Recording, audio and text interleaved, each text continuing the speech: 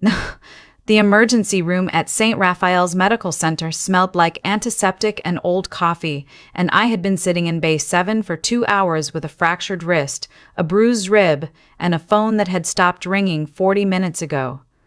That was the part that stayed with me longer than the pain. My husband knew I was here. I called him from the side of the road while the other driver was apologizing, and the paramedics were cutting away my sleeve to look at my arm. I had heard the background noise when he picked up, the clink of glasses, low jazz, the particular acoustic hum of a large, expensive room. I heard him excuse himself from whoever he was talking to, and I heard the footsteps as he moved somewhere quieter. And then I heard his voice, low and smooth in that way that had once made me feel completely safe. "Babe, are you serious? Are you actually hurt, or is this a bruise situation?" I looked at my arm, at the angle that was not quite right, at the way the paramedic's face had shifted when she saw it. "They think my wrist is broken," I said, "and I hit my ribs on the steering wheel." A pause. Not a long one. Maybe 3 seconds. But in those 3 seconds I felt something move through me, some subterranean shift, the way you feel a tremor before you consciously register that the ground is moving. "God, okay," he said. "Which hospital?" "I'll try to wrap up here it's the Hartwell Foundation dinner, Claire. You know Brent Hartwell has been trying to get a meeting with your dad for 2 years. If I leave now, my wrist might be broken," I said again, very quietly. "I'll send Marcus." Marcus was his assistant. I did not say anything else. I said I had to go because the paramedic needed me to move. I hung up, and I sat in the ambulance, and I stared at the ceiling, and I thought, with a clarity that was almost clinical, that a man who would send his assistant when his wife called from an accident was not a man who was afraid of losing her. He was a man who already knew she would wait. I waited. In Bay 7, in a paper gown that kept slipping off my shoulder, with an IV in my good arm and a doctor who explained what a non-displaced fracture meant and what the recovery timeline looked like. Marcus arrived 40 minutes in with a green juice and an apology that was clearly scripted, and my husband arrived at 10:40 in the evening, still in his dinner jacket, still smelling like someone else's cigar smoke, with a loosened tie and the confident ease of a man who did not believe he had done anything wrong. "You look better than I expected," he said, and kissed my forehead. I let him. I held the ice pack against my ribs, and I watched him charm the night shift nurse and ask intelligent questions about the imaging results, and I thought, this is what he does. He shows up late and makes you grateful that he showed up at all. We had been married for 3 years. I had known him for 4. I had met him at a conference for emerging tech founders. I was speaking, he was a panelist from a boutique investment firm, and he had been so electric, so funny, so apparently certain that I was the most interesting person in the room that I'd ignored every quiet instinct that told me the certainty felt practiced. My best friend had used the word polished and made it sound like a warning, but I'd been 30 years old and in love and certain I was sophisticated enough to tell the difference between genuine and performed. "My name is Claire Whitmore. I am 32 years old, and I am the founder and CEO of Luminary Studio, a UX design firm that my father seeded at its beginning but that I built into something worth $48 million over 6 years of work I did not sleep through. My father built Whitmore Developments from a single construction company into a commercial real estate portfolio that spans 11 states. He is not a warm man in the way that greeting cards describe warmth, but he has never, not once in my entire life, made me feel like an inconvenience. My husband's name was Ryan. I did not call my father from the hospital. That night I was still performing the version of myself that believed this was a fixable thing, a character flaw in Ryan that patience and honesty could correct. I went home with my arm in a cast and 3 prescription bottles and a driving restriction, and Ryan ordered delivery from the Italian place I liked, and turned on the show we'd been watching and sat beside me on the couch and was, for one evening, the person I had married. But something had cracked open that I could not close back up. Over the following week, I noticed things I had been moving past for months. The way he took calls in the garage and came back in a different mood. The way he had started referring to Luminary in conversations as our company, a subtle possessive that I had been too busy to examine. The weekend trips for investor retreats that generated no new investors. The way his face went very still when I mentioned that my father was updating the succession documents for Whitmore Developments. On a Tuesday afternoon, 11 days after the accident, I came home early from a physical therapy appointment. My arm ached, and I wanted to lie down. Ryan's home office door was closed, which was not unusual. But the window to the backyard was open, and I heard his voice through it before I was close enough for him to hear me. "She's not going to see it until the transfer clears," he was saying. "The firm's account is blind to her. She's never looked at the operational ledger, not once in 2 years. She trusts me completely." A pause. "Because she's focused on the design work. She lives in that studio, Lauren. I'm telling you, by the time this is finished, we can move the whole thing offshore. Her name is still on the entity, which actually protects us." I stood in the backyard with my cast against my chest and the sound of a lawnmower 2 houses over and the particular sensation of the ground becoming water beneath my feet. "Lauren." I walked back around the side of the house and got in my car and drove 3 blocks and sat in a parking lot and tried to breathe slowly. My wrist was throbbing inside the cast. I thought about the way he had said she trusts me completely with a tone that was not tender. It was operational. It was the tone of someone describing a useful feature of a piece of equipment. I scrolled to my father's name and pressed call. He answered on the second ring. "Claire." He sounded like he always sounded, like he was standing at a window looking at something he already understood. "Dad." My voice came out steadier than I expected. "I need to tell you something, and then I need you to tell me what to do." I told him everything. Not just what I had overheard, but the pattern of the last year. The shift in language, the trips, the accident, and the assistant who had shown up with a green juice. My father did not interrupt. He made a sound twice that I recognized as him writing something down. When I finished, there was a silence that was not empty. It was the silence of a man organizing information. "Which bank handles the Luminary operational account?" he asked. I told him. "And Ryan has signatory access?" "Yes. I added him 18 months ago. He said it would help him manage vendor invoices when I was traveling." Another sound of writing. "Okay, I'm calling Patricia." Patricia Osei was my father's chief legal counsel. She was 57 years old and had the demeanor of a federal judge at rest. She had handled every major transaction in Whitmore Developments for 20 years, and she kept an office that contained, to my knowledge, 0 decorative objects. "Dad, should I confront him tonight?" "No," my father said, and the word was so immediate and absolute it was almost physical. "You are going to go home. You are going to be exactly as you have been. You do not change one thing about how you act. Can you do that?" "Yes." "Good. Patricia will contact you tomorrow morning. Do not access any financial account through a device that Ryan could monitor. Use the phone I sent you for your birthday, the one still in the box." He had given me a secondary phone 6 months ago as a backup, explaining that I was terrible about charging devices. I had thought it was a mildly eccentric gift.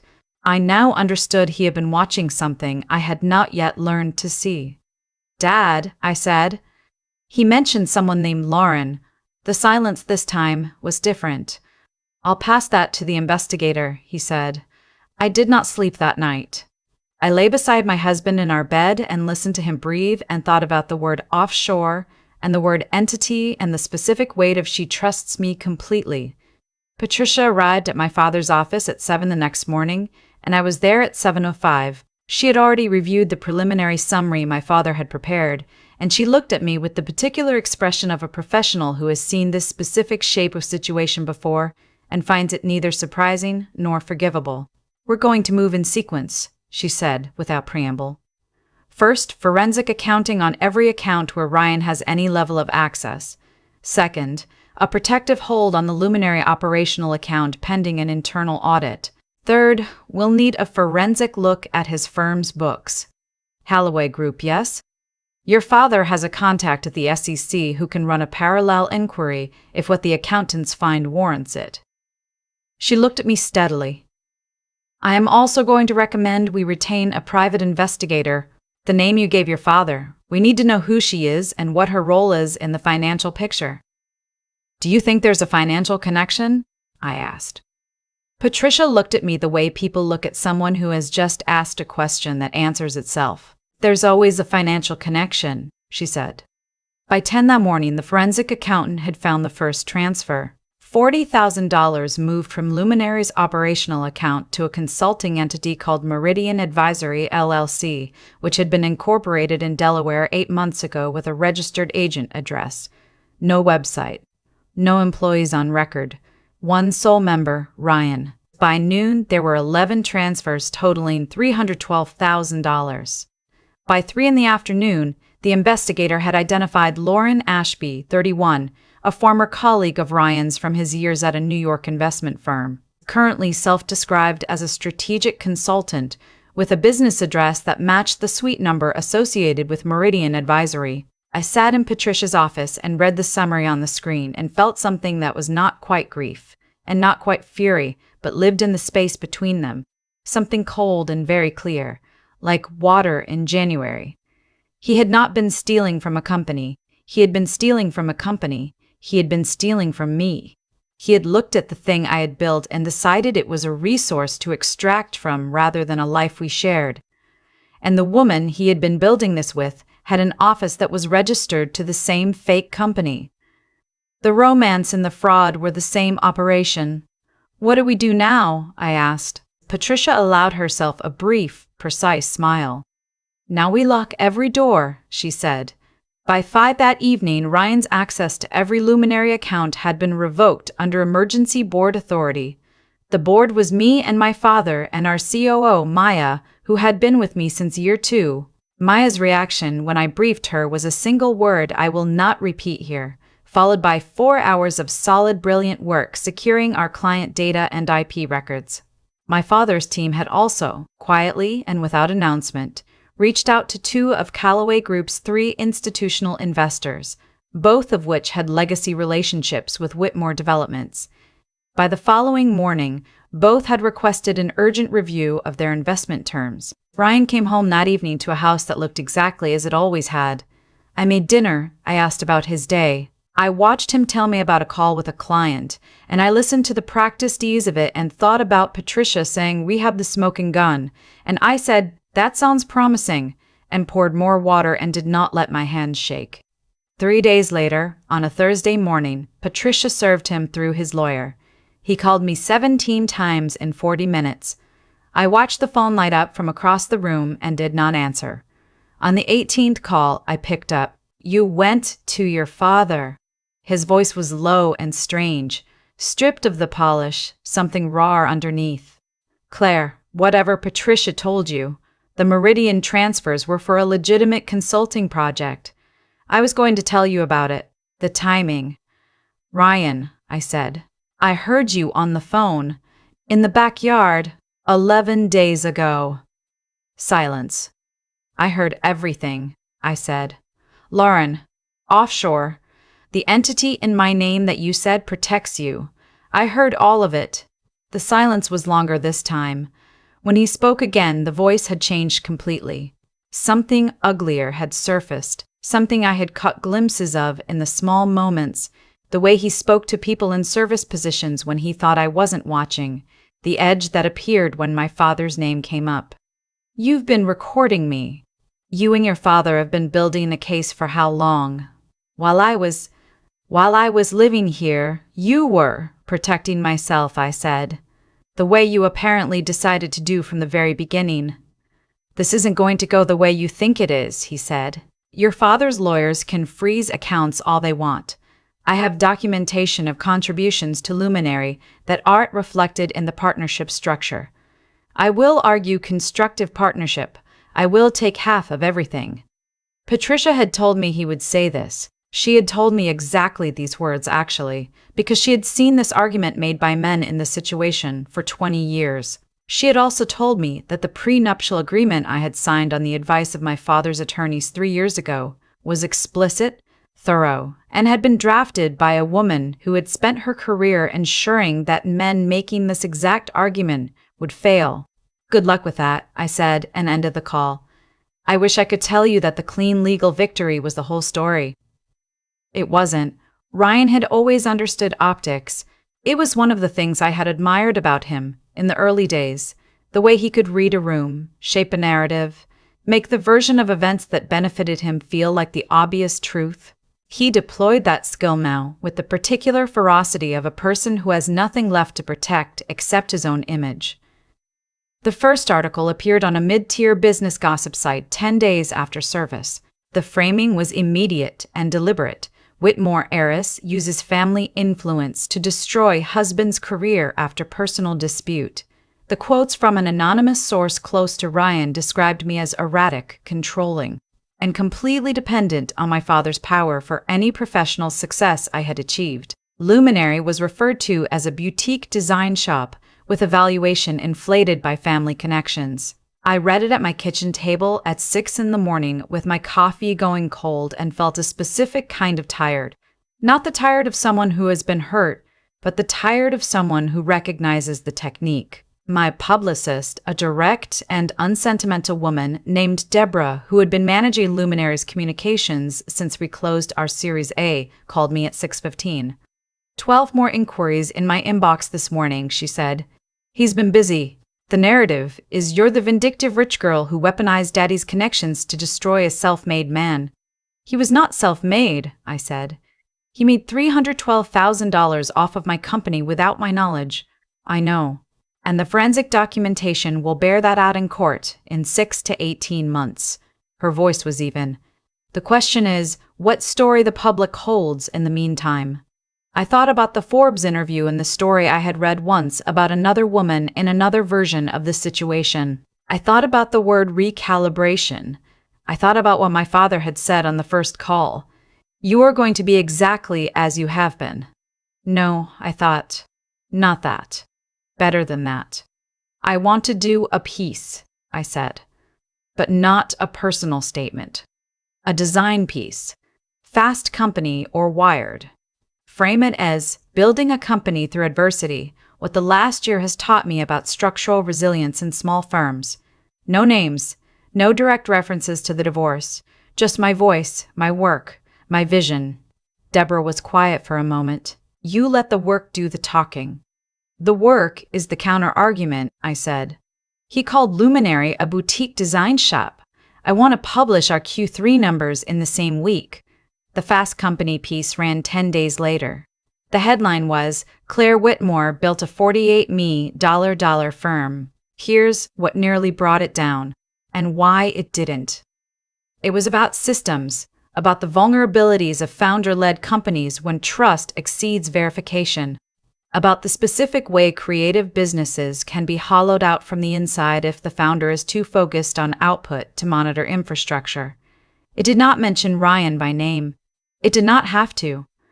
The comments and the shares carried the subtext clearly enough. Women who had been through variations of this, creative founders, small business owners, women who had trusted the wrong person with their financial architecture, responded with a recognition that felt almost physical to read.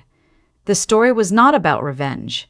It was about the machinery, and the machinery was mine. Ryan's lawyer sent a cease and desist claiming the article implied criminal conduct. Patricia's response was 12 pages long and apparently quite pointed because we did not hear from that lawyer again for 3 weeks. During those 3 weeks, the investigation deepened.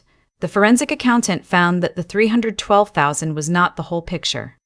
Meridian Advisory had also billed Luminary for software licensing fees on tools we never used, for a market research report that did not exist, and for a strategic consulting retainer that had been buried in a line item approved by Ryan during a quarter when I was traveling internationally for 6 weeks.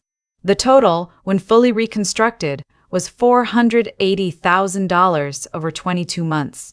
The investigator's report on Lauren Ashby revealed that she had also been listed as a consultant on 2 of Ryan's Callaway Group client accounts during the same period, accounts where client funds had been allocated to third-party research vendors. One of those clients had already contacted their attorney. Ryan was no longer just my problem. He was a problem that had metastasized. I got a call from my father on a Wednesday afternoon. His voice had the quality it had when he was standing at a window, looking at something he already understood. The SEC inquiry has been formally opened, he said. I sat down slowly. That moves fast. When the documentation is organized clearly and presented to the right person, yes. Patricia's team did excellent work. A pause. His lawyer has contacted Patricia this morning requesting a settlement conversation. What kind of settlement? The kind where he asks for a significant sum and the information about Lauren and Meridian stays private. My father's voice was entirely without heat. Patricia rejected it. I want you to hear that directly from me. She rejected it on your authority, but I want to confirm you agree. I agree, I said. I did not hesitate. He will escalate, my father said. I know. He already has something. Patricia believes he's been gathering it for weeks. Photographs, communications, something he intends to use to complicate the narrative. I thought about the past year, about what he could have gathered. I've done nothing wrong, I said. That rarely stops people from gathering things, my father said. Be prepared. The something was a series of photographs, taken on a long lens at various distances, of me with my lead architect, Daniel, who was 35 and married and my most trusted collaborator for 4 years. In the photographs, we were walking, talking, sitting in coffee shops reviewing plans. In one, taken outside the Luminary offices late at night after a pitch marathon, I had my head briefly against his shoulder, the posture of someone who had been awake for 18 hours and was momentarily, completely innocuously, exhausted. Ryan's new lawyer, a man whose name I will not honor with repetition here, sent the photographs to 3 tabloids with a source statement implying an affair, implying that the divorce was my guilty attempt to strike first, implying that the accusations against Ryan were fabricated cover. Daniel called me at 7 a.m, mortified, furious, and extraordinarily clear. I am going to write a statement, he said. I'm going to pull every project file, every email chain, every late-night pitch session that photograph could have been taken at. My wife is fully briefed and fully supportive. You give me whatever platform you need, and I will be as loud as necessary. The statement he wrote was one of the most precise and effective documents I have ever read. It was specific, documented, and turned the photographs into evidence of exactly what they were: a founder and her senior architect doing their jobs at unusual hours. His wife signed it alongside him. We released it the same afternoon the tabloid piece ran. By the next morning, the story had inverted.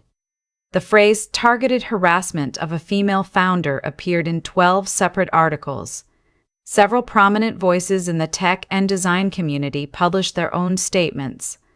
The story was no longer about whether I had done something wrong. The story was about a man who had stolen nearly $500,000 from a company, was under SEC inquiry, and was using fabricated allegations to obscure his own conduct.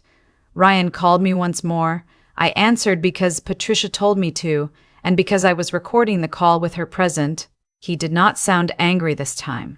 He sounded like what he was, a man standing in the rubble of something he had believed was solid, and discovering that it had always been built on what he thought of as other people's weakness. You've destroyed everything, he said. You made choices, I said. For more than 2 years, you made choices. I didn't fabricate the transfers. I didn't create Lauren Ashby. I didn't open the Meridian account. The Meridian money was supposed to be for us, he said, and the word us landed somewhere hollow. You never needed it. You have everything from your father and your company and your whole family infrastructure. I was building something for when, if things what? I asked, very quietly. He didn't answer, which was, in its own way, an answer. You should call your attorney, I said, and ended the call. The divorce hearing was 4 months later. I attended in person. Ryan looked like a man who had spent 4 months arguing with reality. His legal representation had been through 3 firms by this point, the first 2 having declined to continue once the full scope of the documentation became clear. The judge was methodical and unhurried. She reviewed the prenuptial agreement and found it enforceable. She reviewed the evidence of financial misconduct and found it extensive. She reviewed Ryan's counterclaims regarding constructive partnership and found them unsupported by any documentation that could survive scrutiny.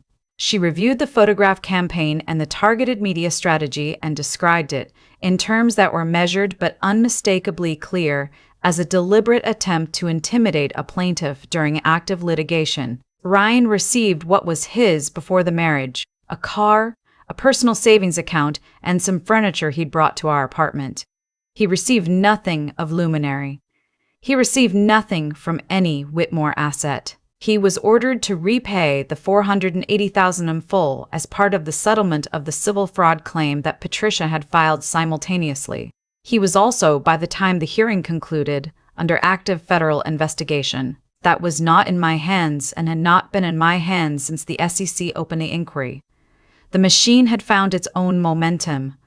I walked out of the courthouse on a Tuesday afternoon in November into cold, sharp air, and my best friend was waiting on the steps because I had asked her to be. She hugged me for a long time without saying anything, which is what I needed.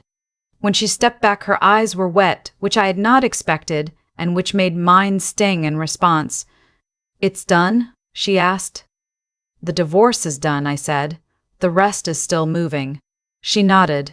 She had been with me for the entire arc. She was the one who had driven me home from physical therapy that first day, who had noticed the change in Ryan 18 months ago and said quietly, "Something's different about him lately," and whom I had not listened to carefully enough. I told her as much that day on the courthouse steps, and she said, in the way that real friends speak, "You weren't ready to see it." "That's human. You saw it when you were ready, and you acted the same day. That's the part that matters." We went to lunch. We did not talk about Ryan. We talked about the next Luminary pitch, and about the piece she was writing, and about a trip we had promised ourselves for 2 years. The ordinariness of it was a gift I hadn't known I needed. 3 months after the hearing, something happened that I had not planned for and could not have orchestrated. Ryan was indicted. Not for the Luminary transfers, which had been resolved in the civil settlement, but for the broader pattern the SEC inquiry had uncovered. A structured scheme involving falsified client reports, redirected investment funds, and a network of shell entities, Meridian among them, that had been used to extract client money at Callaway Group over a 4-year period. Lauren Ashby was indicted on the same day on related charges. I found out through Patricia, who called me with her usual absence of ceremony and told me the facts in sequence. When she finished, I sat in my office at Luminary, in the corner with the glass wall that looks out over the studio floor where my team was working, and I felt something release in my chest. Not triumph, but a kind of finality. The thing I had feared and fought and survived had completed its own collapse. It had not needed me to finish it. It had been rotten from the inside, and rotten things, when you stop holding them up, fall. I called my father. "I heard," he said, before I spoke. "Of course you did. Are you all right?" I thought about the question. I looked at my studio. I thought about the 2 years I had spent building something, and the year I had spent protecting it, and the months I had spent watching it survive. I thought about the cast on my wrist that had come off in March, the clean white skin underneath, the grip that was almost back to full strength. "Yes," I said. "I think I actually am." My father was quiet in the way he was when he was deciding whether to say something. He decided to say it. "Your grandmother had a phrase," he said. "She used it when something difficult had been fully resolved. She said, 'Now it can be what it always was.'" I turned it over in my mind. What does that mean for me? It means Luminary can be what it always was. Yours, without the weight of someone mining it from underneath. It means you can lead it forward instead of spending energy defending it from inside. He paused.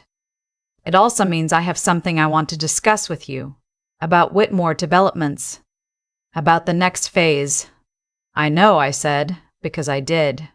He had been moving toward this conversation for months, and I had been moving toward it too, in the quiet hours and the part of my mind that had been freed up by the end of the fear. "I want to keep running Luminary," I said. "That isn't negotiable."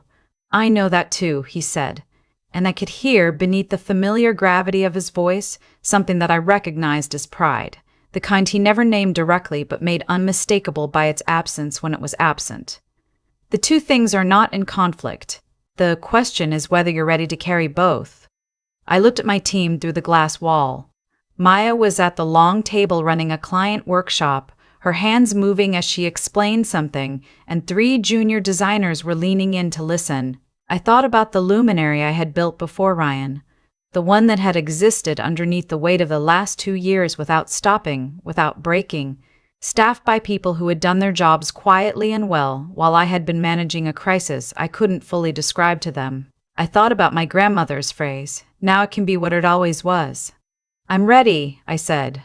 6 months later, at the annual Whitmore Developments board meeting, I was formally appointed as executive chair of the holding company while retaining full operational control of Luminary. My father became chairman emeritus and seemed, for possibly the first time in my adult memory, relieved. I did not feel like I had won something. I felt like I had returned to a room I had always been meant to occupy, not as a destination achieved, but as a beginning. The pressure of it was real. The complexity was real. The loneliness of certain kinds of leadership is real, and I will not pretend otherwise. But I had learned, in the worst possible classroom, how to read a room at its foundation. How to verify what you trust. How to act when the ground shifts rather than waiting to see if it steadies.